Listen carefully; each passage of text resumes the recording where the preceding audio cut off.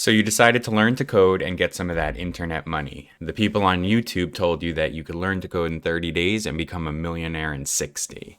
While this isn't the reality, learning to code is a very fulfilling activity that does hold a lot of promise in future prospects getting a job. But when you get online, it is really hard to decide how to learn to code. There's a lot of resources, a lot of promises. There's YouTube videos, courses, boot camps, books. Pair that with the overwhelming amount of technologies, different languages, different frameworks, new frameworks coming out, old frameworks getting phased out, frameworks that never make it. Learning to code can be a very overwhelming activity. So what I want to do in this video is go over 5 tips that will make it easier to learn to code.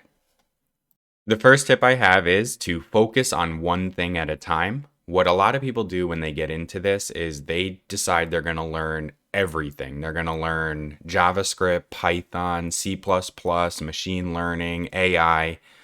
And what they do is they overwhelm themselves into a state where they just quit. They take on too much. They never make enough progress to really see the wins, and they just drop it. What I would say is you want to identify exactly what you want to learn to do, whether that's web development and learn JavaScript, or if you want to learn Python and do machine learning. Just identify exactly where you want to learn. Identify the medium that you best learn from. For a lot of people in the very beginning, that's just going to be a course. And there are millions of courses, but I would just pick one and stick with it. So if you go on to, let's say, Udemy, or you are recommended a course from someone and it gets really good reviews, take that course from beginning to end. It'll set that foundation for you and allow you to progress a lot faster. And this is how I broke into the field. I took a Zero to Mastery web dev course and really just focused on that, got enough of the foundation, and then once I finished that course, I did my own projects and really set myself up for success with an employer. Now, while courses aren't for everyone, there are books that will walk you through learning development at different stages. Or if you need the accountability, there are plenty of boot camps, which basically would be like a college level thing where they will work you through and you have a set schedule to do the projects, learn the topics, things like that. And that works out best for some people. But my biggest tip is to just focus on one thing at a time. Tip number 2 is going to be embrace failure. Now, coding is hard. There's no two ways about it. It's very taxing on your mind. And there are times where you're going to go to try to do something and you're going to mess up and you're going to feel stupid.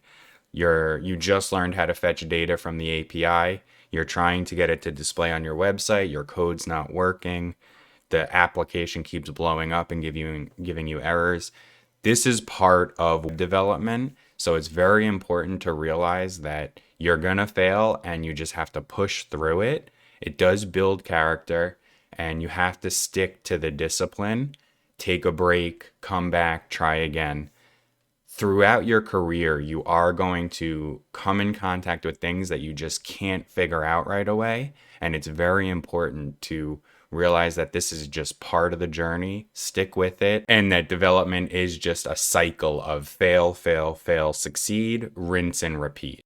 And while you're learning, I do think it's important for you to keep trying and trying to figure it out. But there will be times where you are going to hit an impassable roadblock where you just can't get it. And I do want to stress that it is very important that after you try and try and try and can't figure it out, do not be afraid to ask for help. There's a lot of resources online. There's Stack Overflow. There's various communities and discords that you can go on and request help and get the answers you need to continue going. And that's going to bring us right into tip number 3. It's very important to finish what you start. And I know that sounds like a no-brainer tip, but we are all guilty of starting things and never finishing them. I've done it. I've done it on different web development projects, personal projects, and things will get hard. Procrastination will kick in. Problems get bigger and more complex, and then life can get in the way. But If you want to prove to an employer that you are good at what you do, it is very crucial to have finished products to show them that you can push through and actually get to the point of having a deliverable, because that's what their business is about. They have deadlines they have to meet, and they need to make sure that they're hiring someone that can meet those deadlines and finish these projects in a timely fashion. And as you finish more and more projects, it's going to build your confidence. It's going to make you a stronger developer. You're going to learn a lot more. You're going to get into things that you didn't even realize that you needed to know that are important. And it gives you more to dig into and learn. So it's very important that you finish what you start and push through and embrace that failure, get help whenever you need it, and just make sure that you have things to show when you're applying for jobs.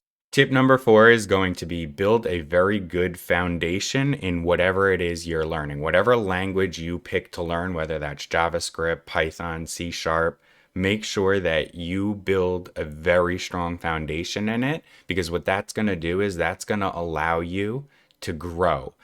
Tech is always iterating, new languages are coming out, new frameworks, but having a good foundation never goes out of style. For example, when I was first learning to code, I learned JavaScript and React. My first job was in Angular, and it took me about a week to transition into Angular, but that's because while I was learning to code, I learned JavaScript so well that I wasn't tied only to React. I understood JavaScript. So what I could do is I could take what I knew in JavaScript, what I knew in React, and then just apply it to the new concepts that I was learning in Angular, because Angular does have some of its own things, but having that core foundation just made that transition so much easier. It's the same thing where if you're learning Python, you can easily transition into JavaScript as long as you know the foundations of loops, variables, and you're just really strong. It's a lot easier to learn new things after you have a very good foundation in just the core of what it is you want to do. And tip number 5 is the most important tip that anyone can give you. In order to make it in this field, you need to code. You need to practice. You need to take the projects that you're working on. You need to iterate on them. You need to change them. You need to break them. You need to fix them. So if you're in a course and you're following along with the teacher and you're making a project, try to add something to that project. Try to add a feature that the teacher doesn't go over. Try to break the code and then fix the code. Troubleshoot when you hit a problem, like if the teacher does something and it's not working on your side, make sure you try to troubleshoot that. All of this will build your base and allow you to become a better coder, but it is just all about practice. You can't learn to code without actually coding. Some people just want to read the books or listen to the teacher or the professor.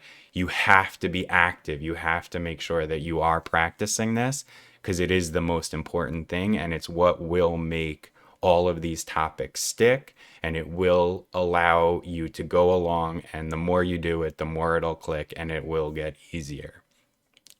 So I do really hope that this video helps you get to your goals of learning to code. I hope some of these tips were helpful. If you did enjoy it, let me know in the comments. Make sure to subscribe to the channel because there's going to be a lot more content coming, and I'll see you in the next one.